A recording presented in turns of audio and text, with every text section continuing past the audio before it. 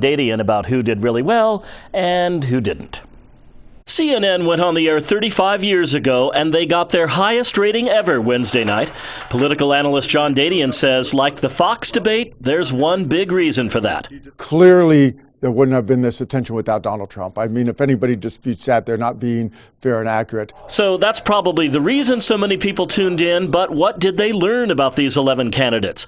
Well, we started from screen left, Senator Rand Paul, who Dadian says was lackluster. Trump sniping at him didn't help. First of all, Rand Paul shouldn't even be on this stage. He's number 11. He's got 1% in the polls. He didn't have the oomph, to use a technical term. Next, former Arkansas Governor Mike Huckabee. I think you will see a similarity to when he ran for president before, that he'll probably do well in Iowa. One of the main reasons is because of the evangelical vote there. Moving on, Florida Senator Marco Rubio. Dadian says he had another good performance, but if you watched, you'll recall the senator made a joke about California's drought and having bottled water at the ready. I've known several elected officials who think they're funny and they're not.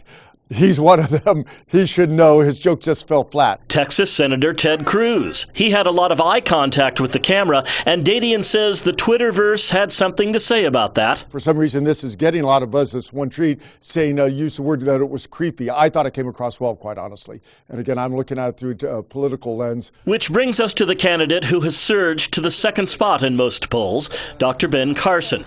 Dadian says his style of delivery can be somewhat sleep-inducing, but he also says he thinks Carson is eloquent.